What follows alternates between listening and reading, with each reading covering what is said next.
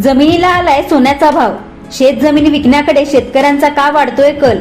जर तुम्हाला real estate मधील व्यवहाराबद्दल संपूर्ण माहिती हवी असेल तर आमच्या चॅनलला सबस्क्राईब करा आणि नवनवीन व्हिडिओ अपडेट्स मिळवा. सबस्क्राईब करा आणि तुमच्या रिअल इस्टेट नॉलेज मध्ये भर घाला.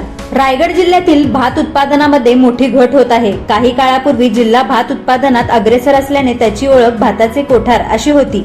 मात्र शहरीकरण, औद्योगिकीकरण, महामार्ग विकास यामुळे शेतजमीन मोठ्या प्रमाणात कमी होत आहेत.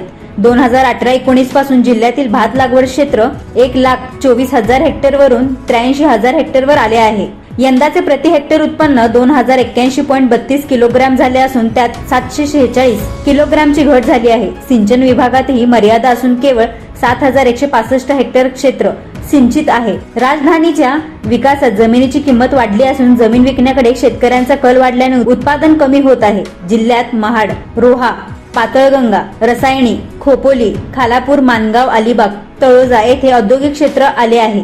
जिल्ह्यात मुंबई गोवा, मुंबई पुणे महामार्ग, मानगाव दिल्ली कॉरिडॉर, निजामपूर दिघी, मानगाव दिघी हे महामार्ग झाले आहेत. यामध्ये हजारो हेक्टर जमीन संपादित झाली आहे.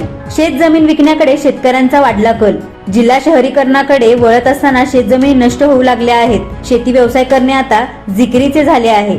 शेतात टाकलेला पैसाही निघत नाही. त्यातच नैसर्गिक आपत्ती, अवेळी पाऊस यामुळे शेतीचे नुकसान होत आहे. जिल्ह्यात जमीन खरेदी करण्याकडे बाहेरील व्यक्तींचा कल अधिक वाढला आहे. त्यामुळे जमिनीला सोन्याहून अधिक दर मिळू लागला आहे. नवी पिढीही शेती व्यवसायाकडे वळत नाही. त्यामुळे जमीन विकण्याकडे शेतकऱ्यांचा कल वाढत चाललेला आहे. क्षेत्र कमी होण्याला पाण्याचा अभाव कारणीभूत.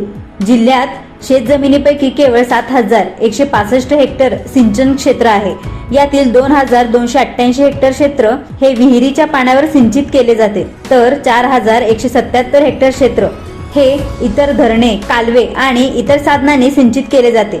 यामुळे बहुतांश शेती ही खरीपाच्या लागवडीवर अवलंबून आहे. सिंचन सुविधांचा अभाव त्याला कारणीभूत ठरत आहे. 83,000 हेक्टरवर भात लागवड. 83,000 हेक्टरवर भात लागवड यंदा करण्यात आली होती. त्यातून 2,081.32 प्रति हेक्टर किलोग्रॅम उत्पन्न मिळाले आहे. गतवर्षीपेक्षा यंदा 746 प्रति हेक्टर किलोग्रॅम उत्पन्न घटले आहे.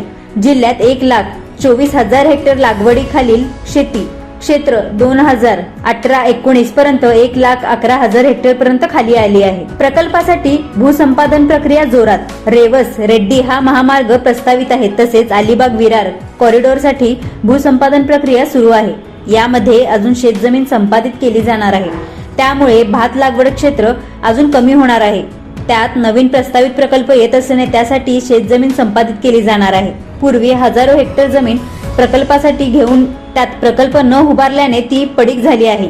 त्यामुळे भात लागवड क्षेत्रात दिवसेंदिवस घट होऊ लागली आहे.